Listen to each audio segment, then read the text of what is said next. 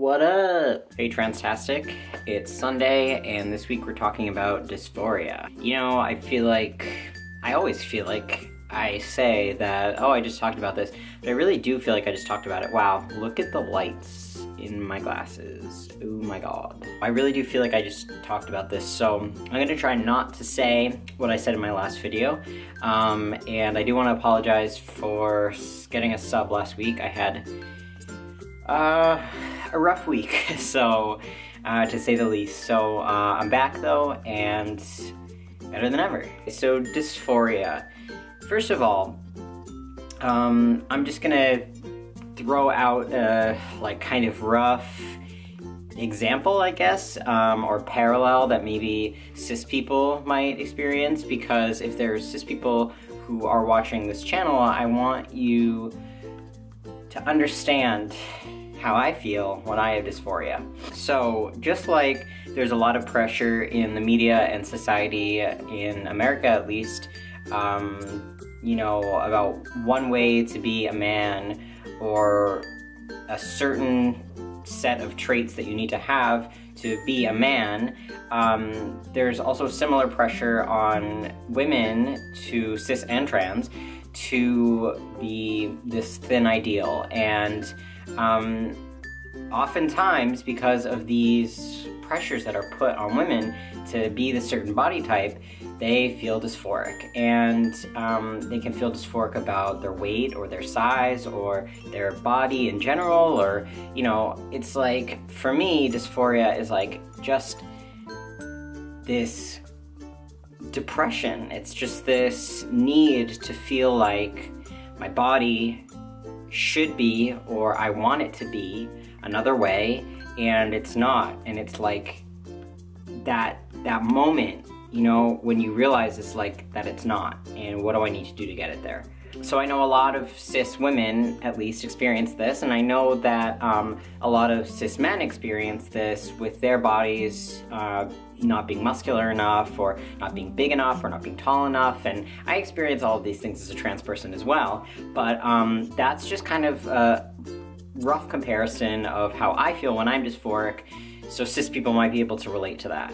So yeah, for me, dysphoria is just feeling like my body isn't where I want it to be. It's not good enough for me, it's not good enough for society, and there are all these things that happen in the media and everything that remind me that I'm trans and that I'm not normal, and it's really, really, really hard to be myself, because I feel like it's not acceptable to be myself, and a lot of times I feel like my body is wrong, and I feel like I should be doing something to change it. And that brings me to my next point, which there's not one way to be trans. You can be anything and be trans. Like, I am not exactly like every other trans person, and I don't represent every trans person, because there's not just one way to be trans. My friend Liam made a video recently about how trans people are portrayed in the media, and them feeling this overwhelming need to have X body or Y body, or,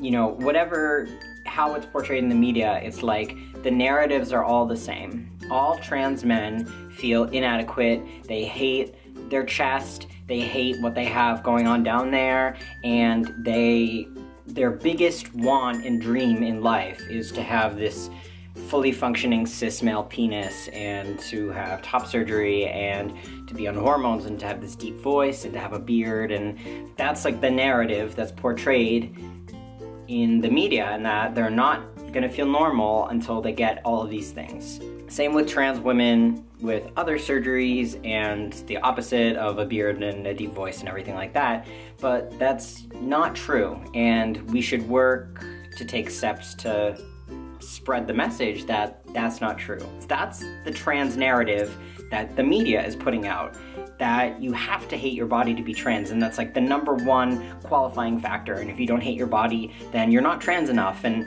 there's hate within our own communities about this, and it's like, no, we need to combat this, we need to stop this, because dysphoria is crippling. Dysphoria affects me in so many ways. It affects my romantic relationships, it affects my friendships, it affects so much for me, because it's so crippling and it hurts me. And I would never wish that on anyone. And if you have dysphoria and you're trans, then that's great, but it's not a requirement. And if you don't have dysphoria, please don't feel bad about yourself or feel like you're not trans enough, because that's just ridiculous. Go ahead and try it, because there's no harm in doing that. I do understand, obviously, I just said that I feel this, of, you know, not feeling like anything's gonna work for you if this one thing doesn't work, but it's not true. And maybe there's a way that you can work this thing into your life, whether it be a packer or a binder or whatever, to lessen your dysphoria until you can find a more permanent solution. But try everything you can, because you never know. You might find something that works for you, and it might help your dysphoria so much, even just temporarily, until you can find a more permanent solution. Alright guys, as usual, you can contact me on Tumblr, Instagram, anywhere, and ask me any questions that you have.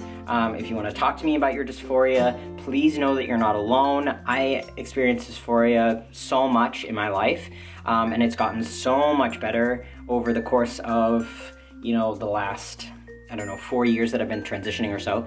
But I just want you to know that you're not alone, and that, you know, if you need anybody, you can talk to me, because I'm not a scary person. I don't think I'm scary, so go ahead and talk to me. Alright guys, thank you for watching, and I will see you all next week.